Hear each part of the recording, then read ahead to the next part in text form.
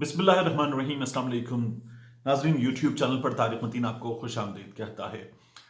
Broadsheet के मामले पर बड़ी बात हो रही है। कावी मूसवी खुद एक फ्रॉड हैं, इस तरह की बातें सामने आ रही हैं और उन्होंने कुछ लोगों को कट ऑफर किया कि दोबारा उनको कॉन्ट्रैक्ट मिल जाए। ये भी कहा जा रहा है कि जनरल अमजद साहब ने ये कहा कि कावी मूसवी ने उनसे झूठ बोले, अदालत में उन्होंने ये बयान दिया था। इन तमाम चीजों पर काव्य मूसवी से हम बात करने जा रहे हैं। काव्य मूसवी साहब मेरे साथ मौजूद हैं, उनसे इन तमाम चीजों पर बात करेंगे और फिर हुसैन नवाज साहब के, मियां नवाज शरीफ के साहबजादे के ताजा बयान के हवाले से भी कुछ चीजें उनसे मालूम करनी है। तो बात करते हैं काव्य मूसवी साहब से। Mr. Musavi, thank you very much for your time once again, sir. It's my pleasure to be of assistance to you and the people of Pakistan. Uh, you are everywhere in Pakistan, in drawing rooms, in talk shows, in political discussions, in headlines, and there are some developments. For instance, first of all, today, Mian Nawaz Sharif's son, Hussain Nawaz, he says that there was a company called Matrix. That company investigated matters about Mian Nawaz Sharif and his family. It was hired by your company, Broadsheet, and they found nothing wrong against Sharifs. Is it so, sir? Well, it's curious, isn't it? On the one hand, they say Broadsheet was nothing. It was a two-bit company formed a week before the contract, capitalized at $100. And on the other hand, 200 pounds? $200. They forget that we spend tens of millions of dollars pursuing assets, but never mind. On the one hand, it's supposed to be a two-bit company. There's nothing. On the other hand, they rely on the investigations carried out by one of our associates, which we hired and we paid. So which one of these is true? If the company is credible, then its investigation is credible. If it's not credible, then they say it was all hot air. So it's the inconsistency is quite apparent from the starting block. But the reality is that Matrix, yes, we hired Matrix, but Matrix were unable to carry out the investigation because they were sabotaged by NAB. Very, very shortly after the investigation began, we were told to stop investigating Sharif. And the Sharif family were removed from the list of targets and they were packed off to Saudi Arabia. And then they fell out with them. Let me quote unquote Hussain Nawaz. He has released a video. In that statement, he says that the judgment gives a clean chit to Nawaz Sharif. Opponents, that is Broadsheet, had to bite the dust. And Sir Anthony Evans writes in his verdict that there was nothing wrong found against Nawaz Sharif. And he also says that there is an allegation that $1 billion were moved from one country to the UK. That allegation is also false, totally false. Well, there are several points here, aren't there? Let's take them one by one, shall we? Broadsheet did not give a clean bill of health to the Nawaz Sharif family. One.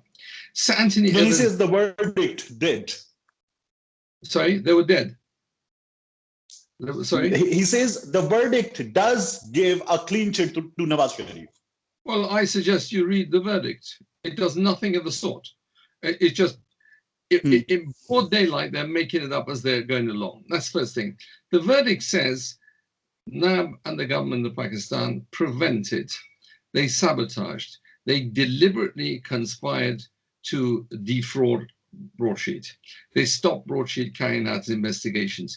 Whenever Broadsheet was given a little bit of air, it was able to find things like Admiral Montaza Haq, then they found Sherpa and others. Now, it's a complete spin. It's a complete nonsense what they're saying. Broadsheet never, ever gave such a clean bill of health. Sir Anthony Evans did not. We were not in a position to give a clean bill of health for one reason alone. We were prevented from investigating them.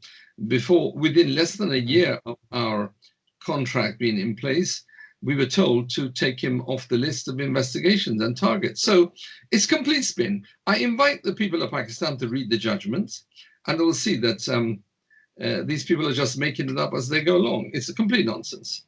As for the other billion, it didn't come to England. Okay. It did not come to the United Kingdom.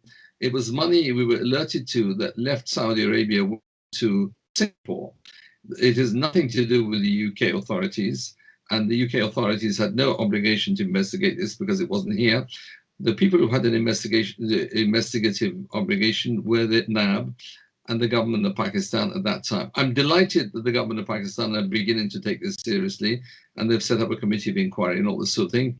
We shall see what the verdict of that is. The one certainty at the moment is the Panama Papers disclosed enough for the Supreme Court of Pakistan to remove the Sharif, and the Supreme Court of Pakistan, in the judgment of the Chief Justice, he's referring to the 1960s novel written by Mario Puzo, The Godfather, and refers to them. I really can't say much more than what the Supreme Court is, frankly. Okay. So that is again from the verdict of Pakistan's Supreme Court. Journalists in Pakistan are saying that whatever you are saying about Sharifs is there in the judgment of Sir Anthony Evans, and it is the reference of the judgment given in Pakistan. It is not the finding of the London authorities. Well, the judgment of Sir Anthony Evans is quite clear. We're not saying anything about Mr. Sharif. We said we were on his trail and we were sabotaged. We stopped. And then nonetheless, Broadsheet, which was supposed to be going after only the Sharifs, was awarded the $22 million award by the court in London. And that should tell you everything you need to know. Okay. One more thing. You have dealt with three generals who were heading NAB at their time, respectively, General Amjad, General Munir, and General Khalid Maqbool.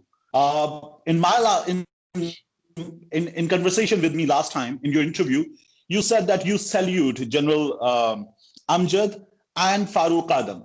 You appreciate their role a lot.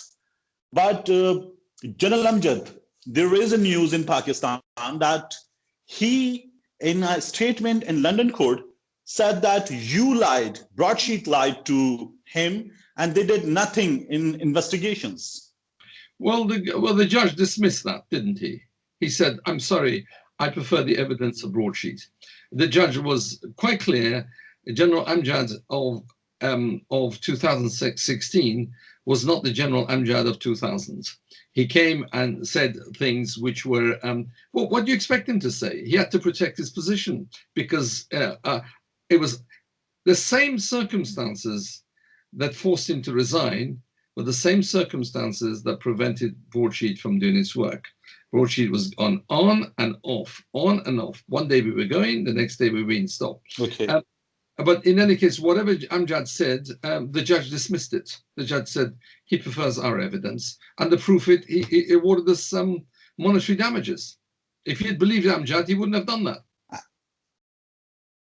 And what about General Khalid Maqbool? You met him once as well? I didn't meet. I met him at the hearing, at the trial. I had not met him before. No, I met General Hafiz. Only Hafiz. I met. Okay. Only. Okay. General Khalid, you had a meeting with him in the trial only. Maqbool, yes, I had a meeting with him in the trial only. Yeah. And he appreciates the role of Broadsheet a lot. He says that Broadsheet did a great job. Well, it's nice to see some head of NAB actually speaking a little bit of truth, a little bit. Okay, the fact of the matter is that be it Nawaz Sharif or anybody else, whatever they are saying, leave it. Pakistan has paid to you, and some money has been paid by Pakistan in two parts, in two installments. What we want to know is that what you have been paid, is it penalty for the NAB's role, or is it your commission? It's certainly not a penalty. There are no such things as punitive damages against the sovereign. The arbitral tribunal did not award, and we did not ask for punitive damages. We simply asked the judge to look at what we were able to achieve. And we didn't even ask the judge to consider what we would have achieved had they not sabotaged us. Look, we found, for example, traces of hundreds of millions of dollars of other money which we were tracing. We didn't ask for that to be given to us because there was sabotage from getting it. What we simply said is there were instances, and we gave examples of instances in which we found money, and we alerted NAB very soon after they made a deal with the thief who had taken the money, and they distributed it amongst themselves, and we saw none of that. We didn't ask for any of that. What we asked for is the documented monies that have been recovered as a result of our efforts. That's all we asked for. No, there was no penalty. This was what we were owed. We barely covered our costs. And by the way, we haven't received a penny yet. It's with the liquidator in the court. Whether I receive any money or not, I don't know. What I know is we had a lot of costs, and the court and the liquidation process has to be ended. So I think that message has to go across very clearly that we haven't seen a penny yet. So as of today, you have received nothing. I received not one penny as of today, not one penny. Because in Pakistan, journalists of great scale are telling us that there is a crook in London who has taken billions of your exchequer. Well, I would invite them to reflect for 2 seconds. If money has come from NAB, NAB is supposed to have the monies of thieves. NAB isn't supposed to have the money of the taxpayer. NAB's accounts should be, the coffers of NAB should be full of monies that they have recovered from thieves. So if you've taken any money from NAB, it's the money that we have recovered from thieves in the interests of the people of Pakistan. That money had gone. It had gone for good. It had gone for good. The people of Pakistan were never going to see that except for us. So Pakistan has got 80% of what was stolen, and we've got 20%. They should be grateful that we got 80% back. Whether the people of Pakistan are going to get it or not, I'm hoping with the new government they will. With the previous ones, I'm sure they wouldn't have.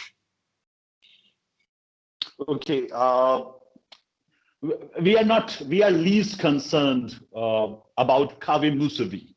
What we are concerned is that who costed us, who is at fault in whatever has happened to us, whatever we have gone through about these billions of rupees.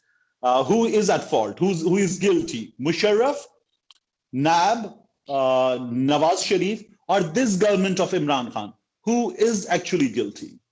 Well, look what the judge said. The judge says the governments of Pakistan, up to the point that they got rid of us, were conspired to defraud us. They conspired, engaged. The judge uses the word deliberate, a deliberate act of conspiracy to defraud us. So, and that continued. And not just in 2003 when the contract was rescinded unlawfully. It continued in 2007 and 2008, where the late Jerry James was paid. So who's to be blamed? All the governments up to the present one. Well, the present one, who am I to judge it? It's only just come into power, 2 years and a bit, and it appears to be making the effort to try to clean up their act. I'm very happy that he's set up a Commission of Inquiry, and a Supreme Court Justice is heading it, and the Commissioner for Human Rights, she's also on that committee, which is delightful results. I hope that they won't be sabotaged. I've seen these efforts again and again. They make great PR efforts, but that commission and the head of commission has also been made controversial. People are saying that the guy who is going to head the commission was a deputy prosecutor of the NAB at that time, and he is the one who should be investigated. Instead, he is going to investigate now. Well, I really am not in a position to comment on that. I've never met the gentleman.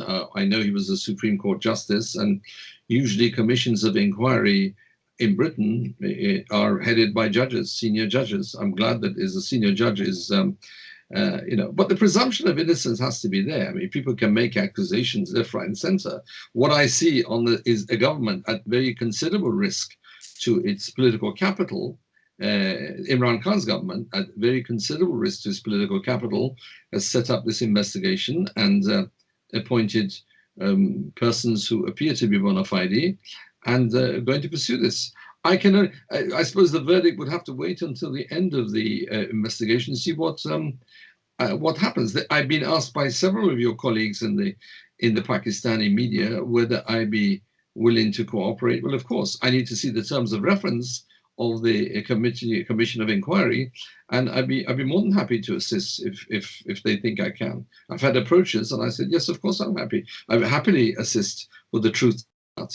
I do want the people of Pakistan. You are ready. You are ready to come to Pakistan if they invite you.